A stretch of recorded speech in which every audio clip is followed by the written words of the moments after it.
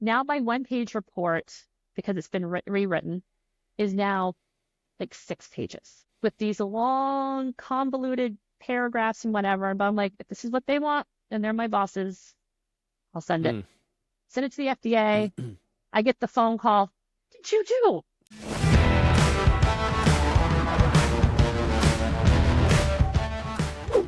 Hello and welcome back to the Ignition Path Podcast. I'm so glad you can make it to this episode.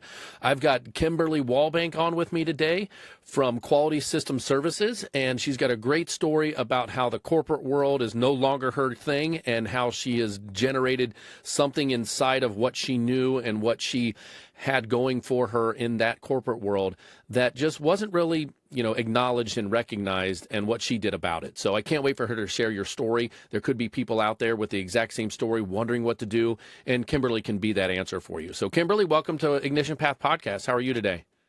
I'm doing well. Thank you, Kyle, for having me on.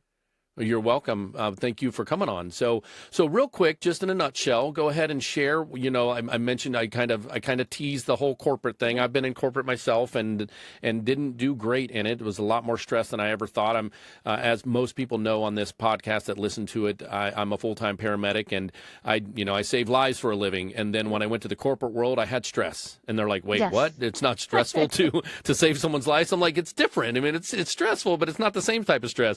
Like there's no long hours. You deal with what you got to deal with in the moment, and then when it's over, it's over, and you may have some post-traumatic stuff that you have to deal with, but we have tools for that nowadays to help us cope with that. But when it comes to the corporate world, and what I found is that there was just through corporate sabotage, through people that are taking your ideas and running with them as calling them their own. I know that you have a story about that. So share with us, where you came from. Ignition Path Podcast is all about the path that got you to the entrepreneurial stage. So tell us about those days and then how you got into this part of your life now with the entrepreneurial stage.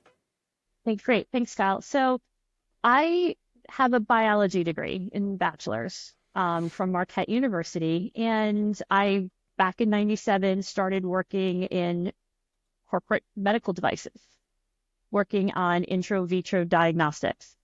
And so what I did at the time was, it was a great job starting out, 21 years old, learning how to do manufacturing, quality control testing, process validation, how to write an investigation if something went wrong.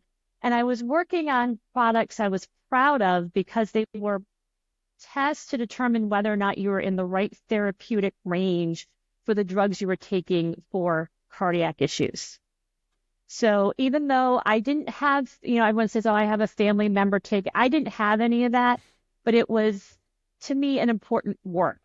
It was important work to be doing. I am very good at organizing myself and managing my time. However, when you're wearing that many hats and everything's a priority, after 2.5 years, I was pulling my hair out, like, please, I need to go somewhere else. Right. And I was fortunate enough to have a supervisor at the time who was like, "You know what, you are fantastic at figuring out puzzles, figuring out and writing reports and getting people to understand them."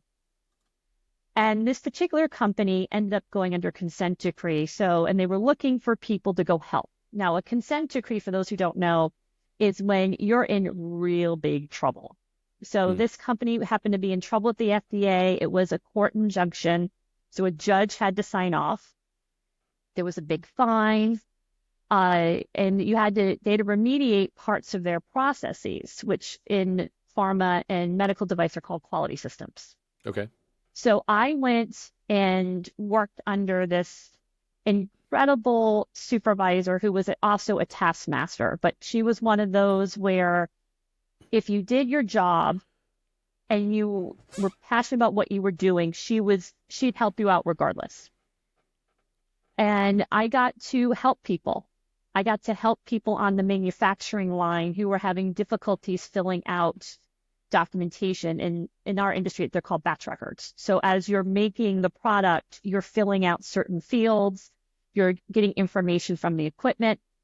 And it was very helpful from coming from the position I was in, because I was that person who was on the line making making products. And now all of a sudden you have someone else coming in to evaluate you. And so finding a way to talk to them and communicate with, we're here to help you and try to find what's causing the mistakes.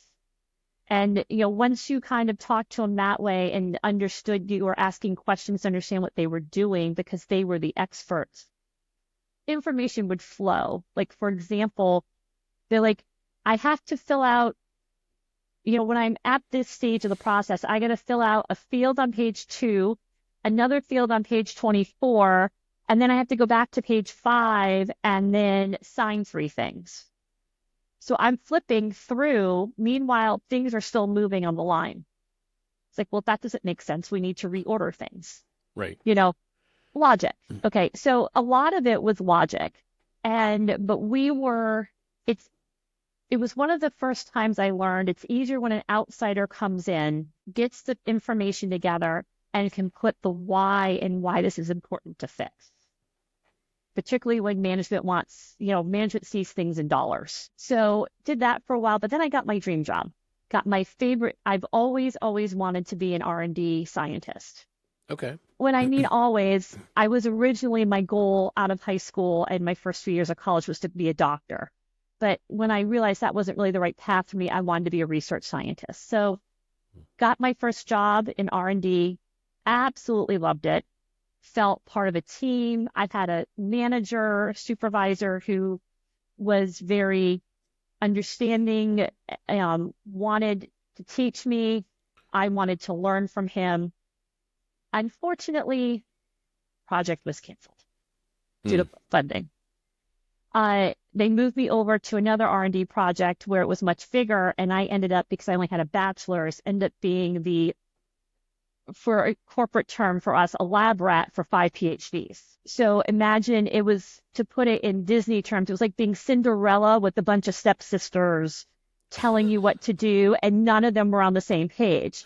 So, and all of it had to be done right now. Okay. So yeah, it's one of the reasons why a lot of my clients like me, because I go to these analogies that anyone can relate to. Well, and I just got back from Disney, so I can relate to that. I actually said to a VP for one of my clients one time, because he said something to me of, our goal is to get rid of you. And because I'm a consultant, right? I'm a consultant to fix problems. If the problem gets fixed, the goal is to fix the problem, which means ultimately I go away. And he goes, I don't mean that. I like you. And I said, well, no, I'm kind of like Mary Poppins. I show up and you have a problem. I help you fix it. And I take my umbrella and I fly away. And he's like, yeah, you are. And I left the room going, I just called myself Mary Poppins to a vice president of a major medical device company. Yeah. So I use analogies that, and that's the reason why a lot of people like it when I come in, to not only help them with their problems, but to also teach them to help implement things that are coming down the pipe. Right. So I got to the point in this part of my career where people were taking my ideas. Not only taking my ideas, but turning them into their own. And it's one thing when your manager says, my team came up with this, and they get credit for it. They are the manager of the team. That's fine. But when your name is taken off and not even included in the launch party, or even considered to being listed on the patent, but the guy who showed up for that one lunch, who, because there was pizza in the room, sat down, had a slice of pizza and left, his name ended up on the patent. It's, So I've had those kind of horror stories. I decided at this point I liked quality, because I realized that, look, I wanted to get a PhD, but it was like, you know what, based on my lifestyle and everything else, it wasn't going to happen. And I wanted a graduate level degree. So I said, I'll get an MBA, but I really did like quality. I liked giving that help to the scientists and the manufacturing techs that I wish I had had when I was a scientist and a manufacturing tech. So I moved over to pharmaceuticals, to a company that also had a consent decree. And the interview process was very interesting, because I had a couple of people I interviewed with who were not interested at all in me being there. They're like, I actually had one manager I'd be supporting actually sit me down and say, I have no use for you. I have no use for this position. I don't know why you're here, but you have to be here for 20 minutes. So I'm going to sit here and read the paper. So he sat there and read the paper. And I was like, okay. But the vice president who was ultimately deciding when I was going to be there, I was able to explain how a consent decree worked because this was a clinical group that kind of they weren't officially part of the consent decree, but they had to meet a lot of the requirements in it because they were on the same site. And I was able to explain it to him and how the documentation works and how the regulations work with him. And he goes, can you start today? Like, and if the guy you'd be reporting to has a better candidate, I'm going to tell the quality team they need you. I'm like, okay, like, sure. Like this is like 1,000 miles away from home. So I'm like, can't really start today. Yeah. Like, I only brought one change I of still clothes. I gotta like move, Right. but so, and that is one of the things about corporate America. When you need to move, they do help you with relocation. Yeah. Oh, yeah, that's So true. That's true. I got to play with puzzles in my, these regulatory puzzles of how to help this clinical group that manufactured and did quality control testing for clinical supplies meet their portion of these these rules that are coming down from corporate from this consent decree. And it was a struggle. I mean, don't get me wrong. There were plenty of people who were like, I'm not going to interest you. I'm going to sit and read the paper. But, when they saw that I came to bat for them, when other folks like, no, you have to follow this. I'm like, no, they don't, because this is not for commercial sale. What they're doing is actually creating methods to test clinical products. They're not even there yet. Right.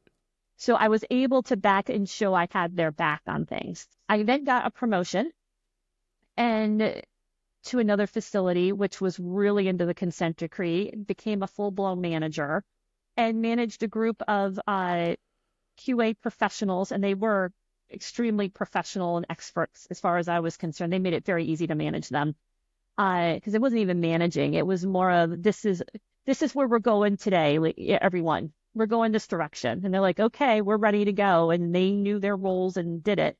But we supported all lab efforts. So, and this is again in pharma.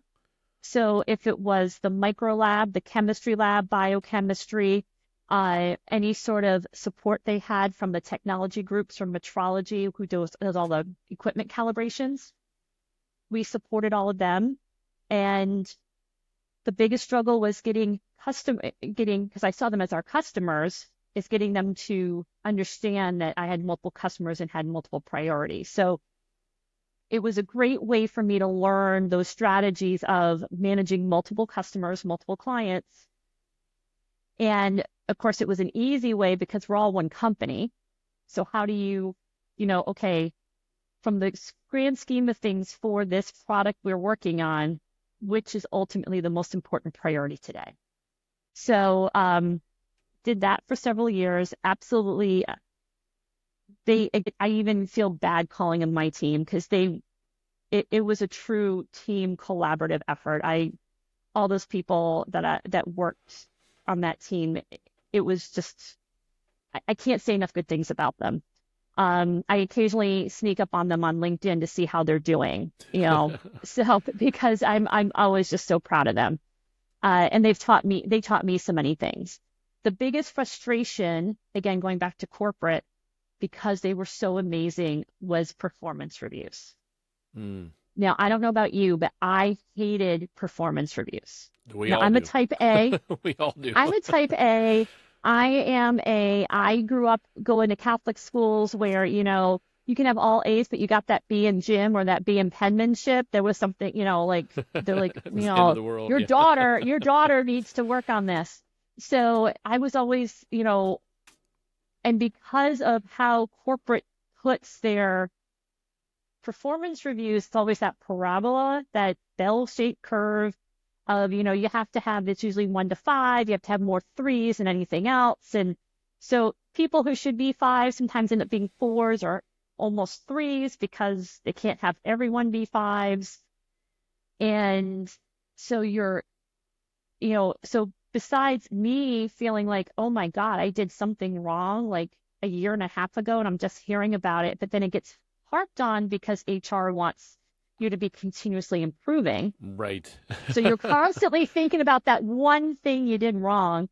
But then the other stressor was evaluating my team because unless I wanted to write unrealistic goals for them for the year, like literally completely impossible, the world would have to start rotating differently on the axis. The sun would have to come from the west and whatever.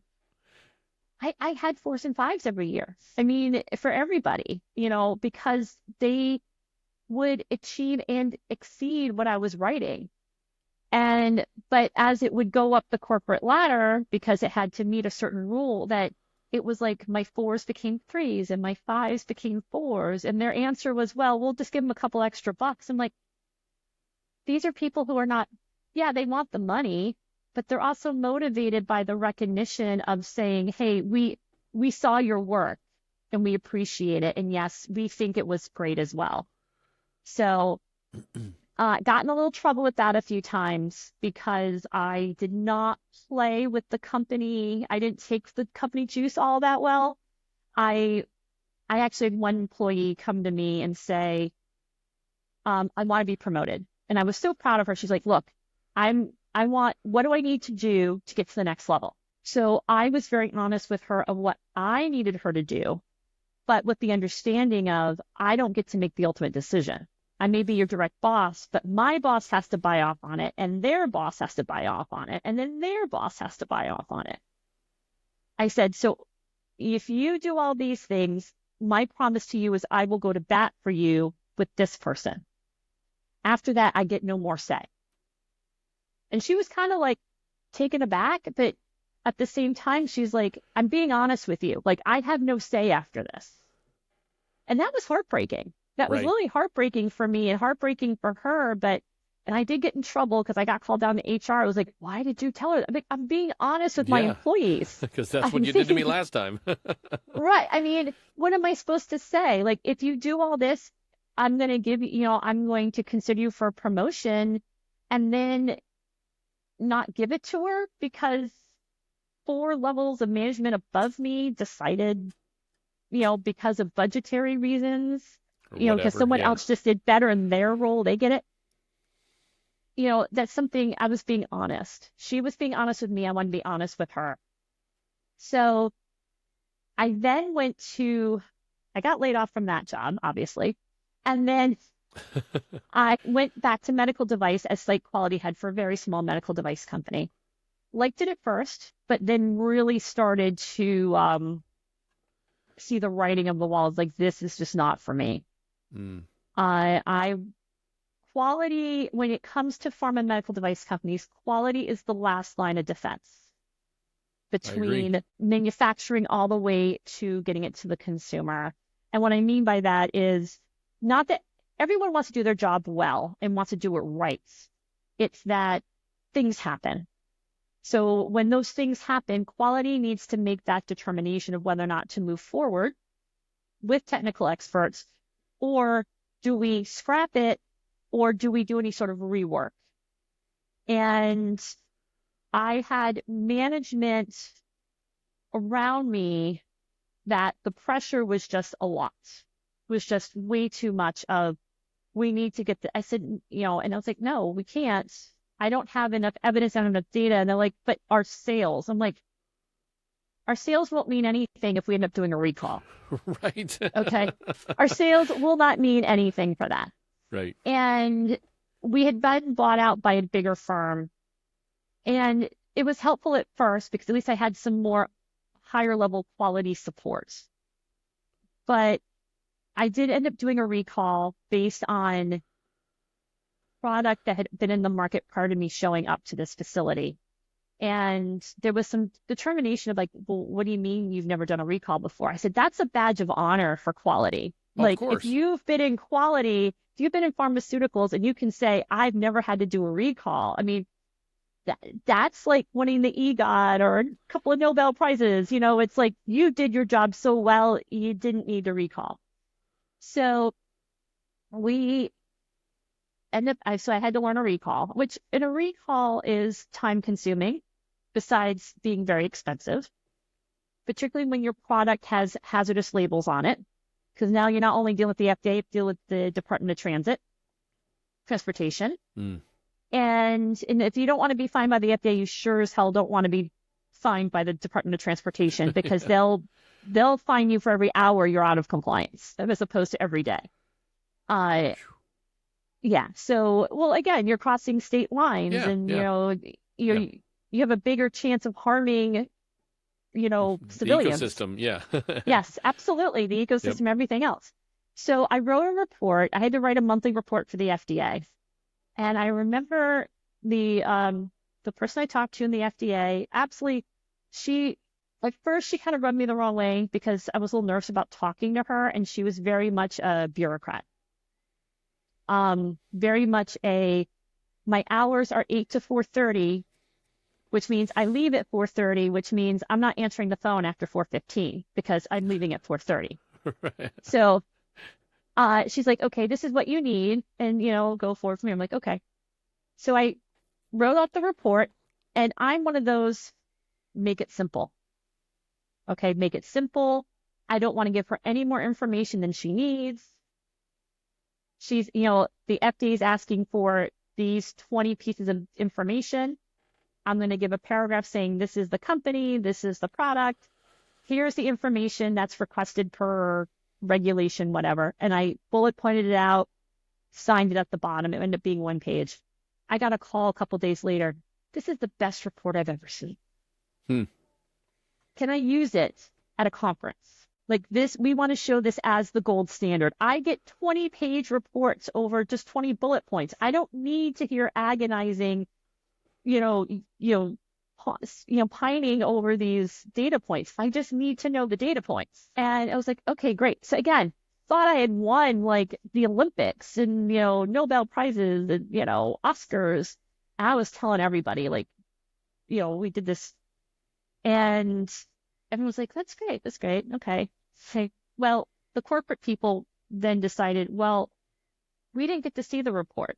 You now need to show us your reports. All reports going to the FDA have to come through us now, including recalls. Okay. Next month, I send the report to them. They're like, you're missing information. You're missing all this information. Now my 1-page report, because it's been rewritten, is now like 6 pages with these long, convoluted paragraphs and whatever. But I'm like, if this is what they want and they're my bosses, I'll send it. Send it to the FDA. I get the phone call. Did you do? From that lady. Yeah, it was perfect the first time. Why did you decide to go back? And it was like, corporate told me I had to. And she goes, this is just insane. I'm like, yeah, it is. So it was another kind of like, yeah, like the universe had kept telling me of get out. You need to get out. You need to get out. And I knew I eventually wanted out. For me, it was a timing issue. I was at this age, I want to say 33 at the time, and it just felt too early because I knew I wanted to consult. And I knew I wanted to be a quality consultant, helping with quality systems, quality assurance issues, regulatory issues. Because I'd worked with those consultants on those consent decrees, and I liked them. They were very helpful, knowledgeable. I learned a lot. They made sense. So I wanted to be one of them, but I felt that I needed more experience under my belt. And so I had left that job without having another job. And I was still looking for the next corporate job. And then one of these other consultants had called me and said, we have this big consent decree project up in New England. Can you help? Do you want to help with it? And I'm like, yeah, do you think I'm ready? It was like, you've been ready for like 5-6 years. Like, you're ready. Like, you're ready. You undercut just typical type A, you undercut yourself. Yeah. Yes, absolutely. And I knew this consultant thought very highly of me, but part of it was when he and some of the other consultants who I'd worked with were giving me the compliments. The way the compliments were coming off of was that, yeah, you should be running the show at this pharmaceutical company, this big pharmaceutical company. But then they would immediately say something like how they didn't like these other people. And it was like, oh, so is the bar set low? And I'm like walking over it, or, so it was unsure of how well those comments should have been taken. So that's when I started consulting. Most of my work is still subcontracted out to larger firms. Because a lot of the big pharma med device companies who get 43s warning letters, they typically prefer getting the big consulting firms out there because they've been established for 20, 30 years. Gotcha. They usually have a lot more bandwidth behind them. There's usually infrastructure around them a little bit more. And which was great because I got to learn a lot about how to manage myself as a consultant. And it also gave me a little more tools of how to talk to the clients, because this is also, it's not like I'm talking to another employee of the same company. I'm talking to a customer now. And maybe not the customer that hired me, but I still need to treat them with the same respect, and knowing that I am, I'm in their house. That's usually the term we use in consulting. Like, I'm in their house. I need to be respectful of their house. That makes sense. So there's that fine line of figuring out how to tell them, no, you are doing it wrong. This is why. And finding a tactful way to say that versus, we're going to tell the FDA and shut you down. Like, you never do that. But, it's one of those. So I've done many, many projects, whether it's been the real stringent projects where I've actually been like what they call an interim third-party QA, which means that the FDA has decided that they don't have any confidence in your quality assurance group.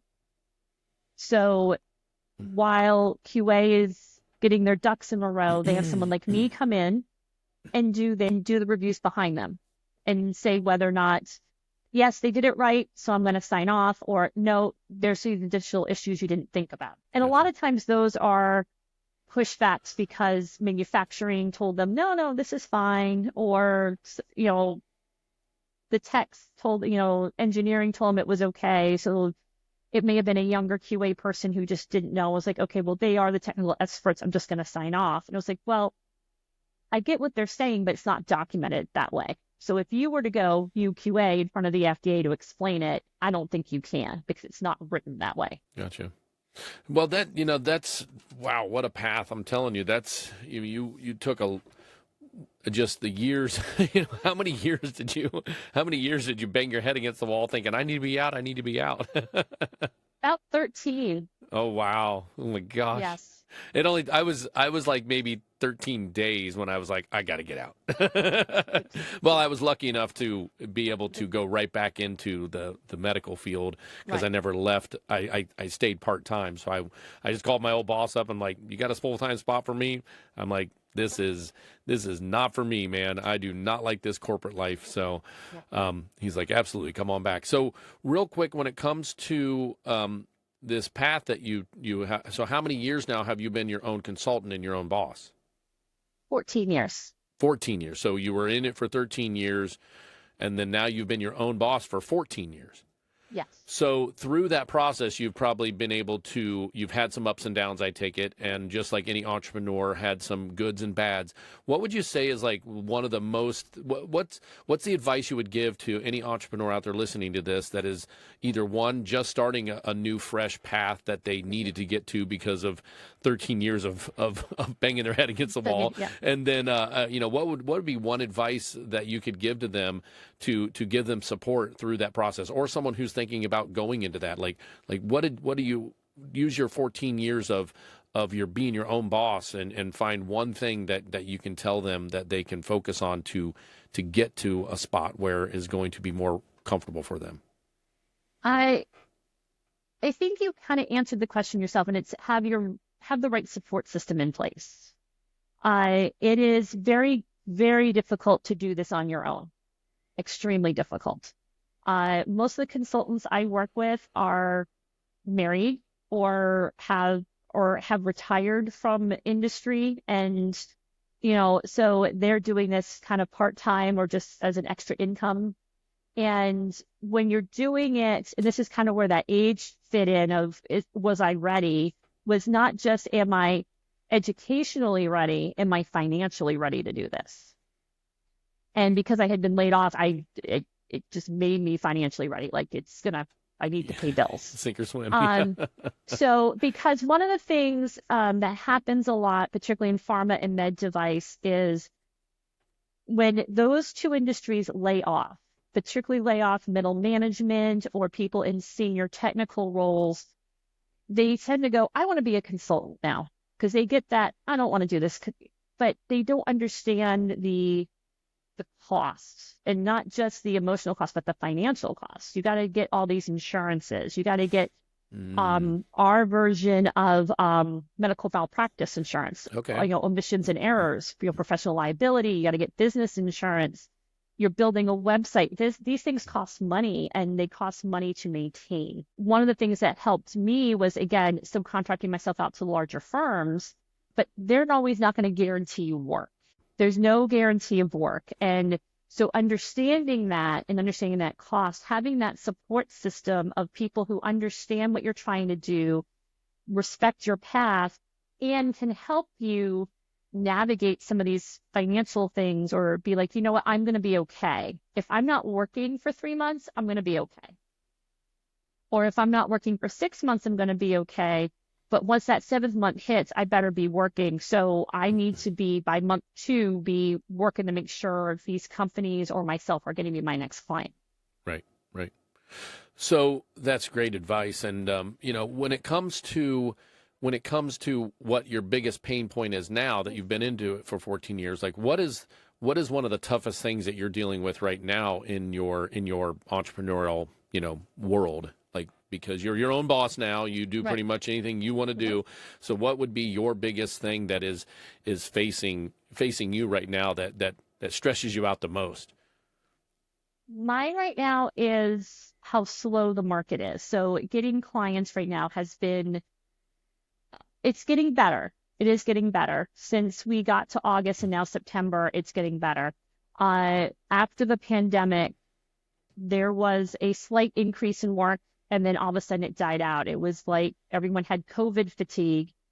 And if these companies are not able to get clinical trials approved or get them to be successful, meaning that they're showing, effectiveness and safety, they're laying off people, which means they're not hiring consultants to help them implement or remediate their quality systems.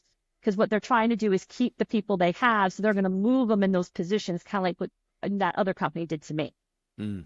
So those tend to make it very difficult. I'm seeing the increase now a little bit. And what I mean by that is, like, it's slowly ramping up, like the discussions are happening. Gotcha.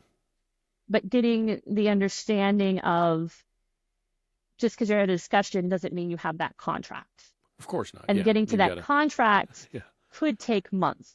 Right. Literally, So not enough people months in the funnel for it to drip through properly. Right. Yeah. Right. And so you got to get in front of more people. Yeah.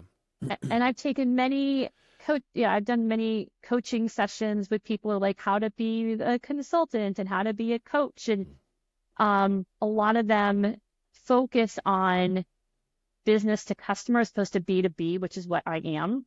Gotcha. And they don't understand that with the regulations, the person who is hiring me is not necessarily the person signing off. Oh, okay. Makes sense. And I may not be able, and stuff like that. Yeah. Well, or the accountants or purchasing. Gotcha. Okay. Yeah. I don't get to talk to them. Yeah. Now, some companies, they'll allow me to, they're like, oh, we need this form filled out. And I'll have a question, so they'll let me talk to them. But typically, I don't get to talk to them. It's literally the QA people who are hiring me, who want me on board. So I have to sell them and give them the tools to sell me down the line. Right. Yeah, exactly. And then now your food is Right. being put in someone else's hands, and you're like, no, that's not how I really want it to work. I faced that too when I was in medical sales. I remember one time everything was great. Everything went through. It was tens of thousands of dollars worth of durable medical equipment, and it got to the bean counter, and they called me up and they were like, "Who are you? You're not in our system." And I said, Yeah. "Wait, what?" I said, I go in to see your people on a weekly basis. I've been Yeah. working with them for months, and they're like, "Well, you're not in our system as a purchaser." I'm like, "Well, we're a small company, and go ahead and just call the director." I even actually used to work for you guys. I used to be a respiratory therapist at your hospital, so it's like I'm pretty well known around there. Everybody Yeah. knows who I am. Just call the director and call Yeah. whoever else you need to call. And we're like, well, you can't come onto this campus until we get clarification. Like, I'm like, oh, time out. Hold on a minute.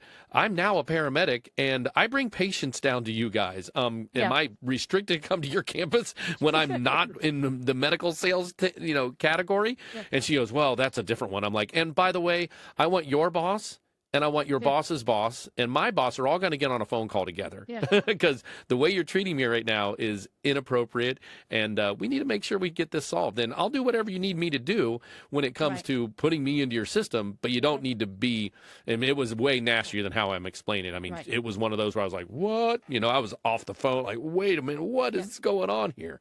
So yeah, that's an unfortunate situation when it comes to trying to get things in the funnel and then leaving it up to someone that is down the line to be your bread, to be your Yeah. income for the next weeks or months or what have you. So Yeah. now that we've talked about all that, go ahead and tell people how to find you. If people do now, I was just a little confused. Do you give consultation to others trying to do consultation, or you have been coached before? Like, are you your I own? have been coached before. Okay, so I didn't know if you offered coaching services for someone that wanted to get into consultation. No, Okay, I okay. I don't. want to make sure we didn't. Okay, Yeah, I no. wanted to make sure. Like, well, we can call her up and ask her to, give you pointers to become a Yeah. consultant. So, No, I mean, I've been on other podcasts where I've discussed, the pros yeah, and cons of being my type of consultant, but gotcha. not, no. Okay, all right. So Yep. there's three main things I offer. One is I will, and I'm going to go from the happiest to the saddest. Okay. So the happiest is the implementation. So helping a company implement a quality system or their entire quality system. So those tend to be your startups to your medium-sized companies who are like, we need a new training program. We don't like the way we're documenting our training. It's not working for us. We need help. Or, we don't like our complaint handling system. We want to buy a new software program. Help us. Or even my real joy is the startups Okay. where they're like, we don't know what to do. Right. Right. We need help. We've done all this work, put all this investment in. Right. Help me. Okay. Well, and that flashes Um, back to what you used to love in your corporate side of things was that right. that generation, that support, and that Right. giving of all your knowledge, Yeah. and then it's actually someone who wants it instead of someone that wants to just shove it aside. Right. So that's one thing I do is to implement. So it's not just them. Occasionally I'll get a larger company where there's a new regulation that came out. So it's how do I meet it? So that I do as well. The other thing I do is remediate. So those are you came out of a corporate audit, you came out of an internal audit, an FDA inspection, or I've even helped with EMEA issues, which is Europe, or even Health Canada, and you now need to fix it. Whether it's a comment from an inspector and auditor or a full-blown, for layman's terms, I'm going to call them a citation, but they're 483 forms, they're warning letters, those nasty things you can get from the government saying you didn't do this right. Mm. So helping them get through that, and that I do. I have a process that I go through to see where you currently are and what we need to do to tweak it. I don't go in saying we need to blow up the whole process and start from scratch without actually doing some sort of evaluation, because sometimes it's literally let's just change a couple of sentences and you're done. The other piece I will do is audit. I am a certified quality auditor. So I can come in and actually perform audits for your team. So if you want like a third party audit to say, hey, we're not feeling so good about our investigation program, let's bring someone in to take a look. I can come in and actually do a full-blown audit to help determine where it needs to be. I also, typically my auditing processes program is usually bought by smaller companies that have very, very small quality assurance groups. Gotcha. For example, I have one or two clients where their quality assurance, their organization's so small that QA is one person. Now, they cannot perform an internal audit on themselves. Right. So regulations actually say that you can't audit yourself. So anything that QA person owns has to be audited by someone else, and that's where I come in. They'll hire me to come in for a day or two to evaluate those processes that they own to do and to get that audit report for them to meet the regulation. Wow. Okay. And then I do speak at conferences. Okay. We'll do presentations at, meetings, stuff like that. But primarily, I implement remediating audit.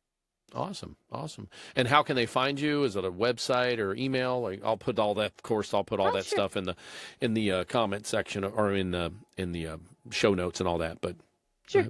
So you can reach me at my website, which is qualitysystemservices.com. Systems and services are both plural. On there is a blog if you want to read some of my ramblings. Some of them are a little funny and tongue-in-cheek. Others are, hey, you're trying to write a standard operating procedure. Here's some things to think about. Gotcha. It does come out once a month. September's not up yet. I usually post middle of the month. But I've done things in there like comparing teams to Stanley Cup hockey champions. What does, they say it takes a village, but to be a great team, maybe you really need to be a Stanley Cup champion team. And here's why. So I go into, I'm a big hockey fan, so I kind of went into, I love hockey, so I kind of went into things and I poked fun at one particular team. Oh, wait a second, though. Which team are you poking? Don't be poking fun at my team. What is it? Which team you poking fun at? I poked fun at the Oilers. Okay, good. All right. I was like, right now, do not kick us while we're down. We've lost one of our best, and you know what? And his brother, and we can't be kicked anymore right now.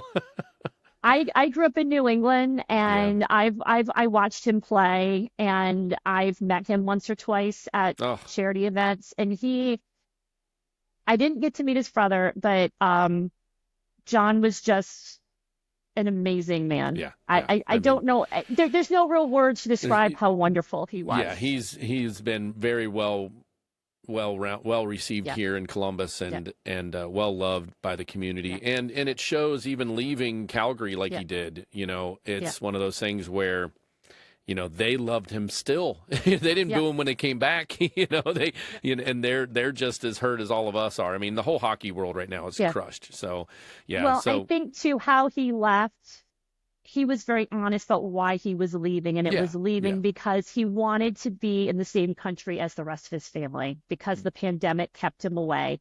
And I think anybody who survived the pandemic could understand that logic. Yeah.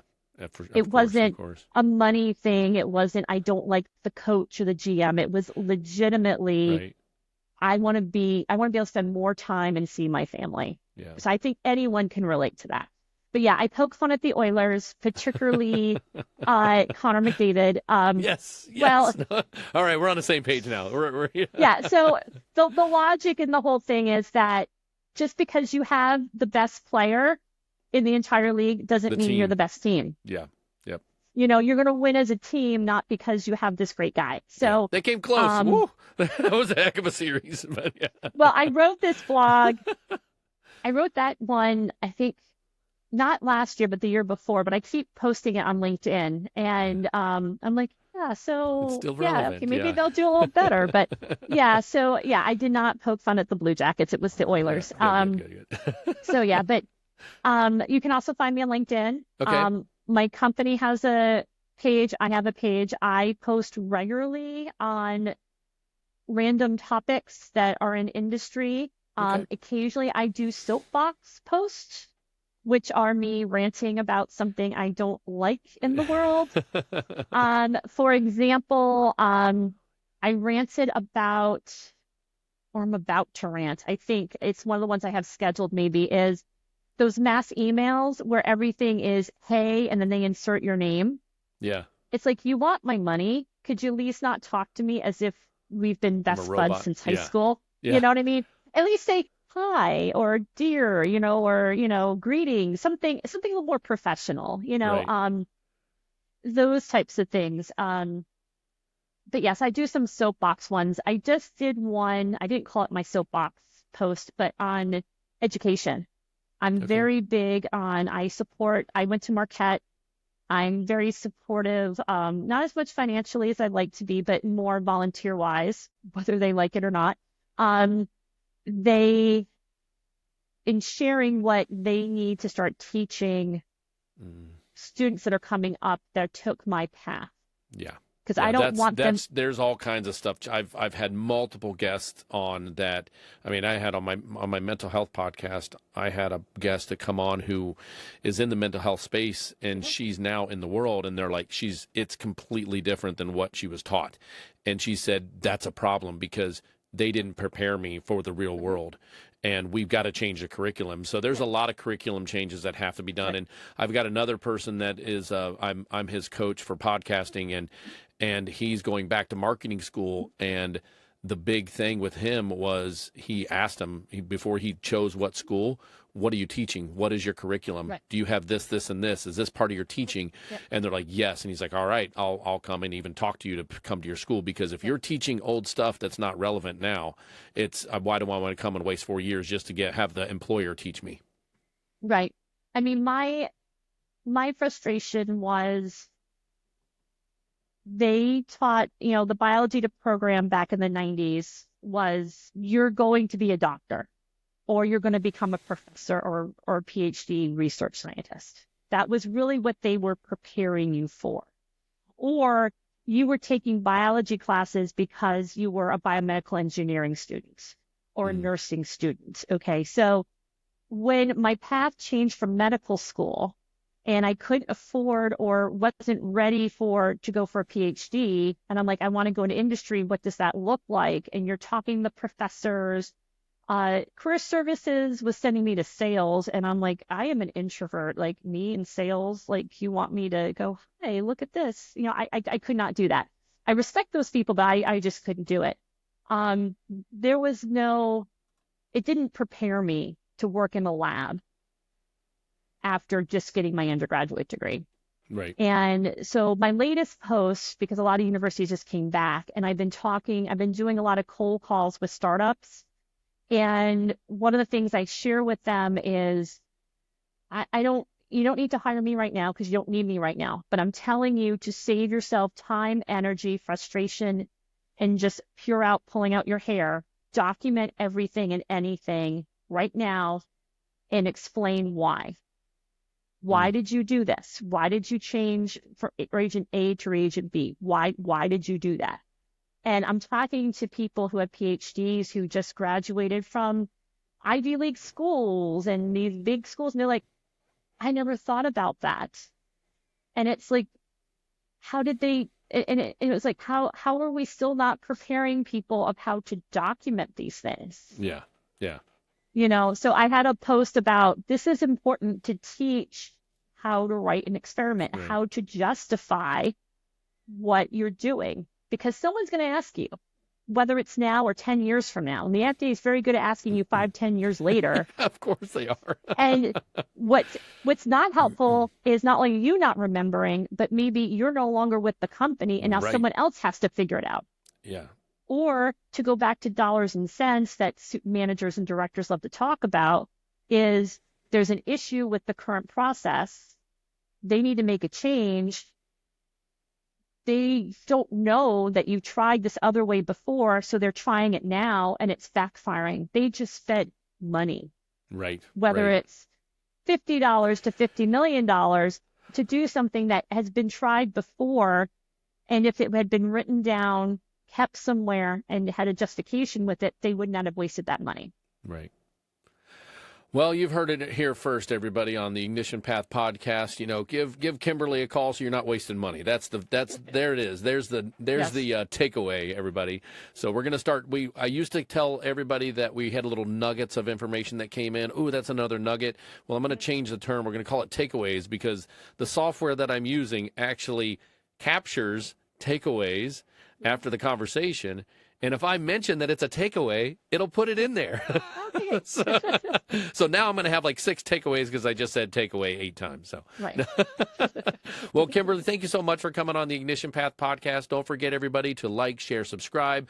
Anytime you're listening to this and you need this to go to someone else that you may know, maybe a boss, maybe someone who's not doing quality control the right way with this episode, kick my episode over to them so they can hear Kimberly's message and all the information that she shared with us today. So, Kimberly, thanks so much for coming on the Ignition Path podcast, and hope the best of luck for you, and we'll get this posted shortly. Take care. Great. Thanks, Kyle. Thanks for having me. Thank you for listening to Ignition Path, fueling the entrepreneurial fire.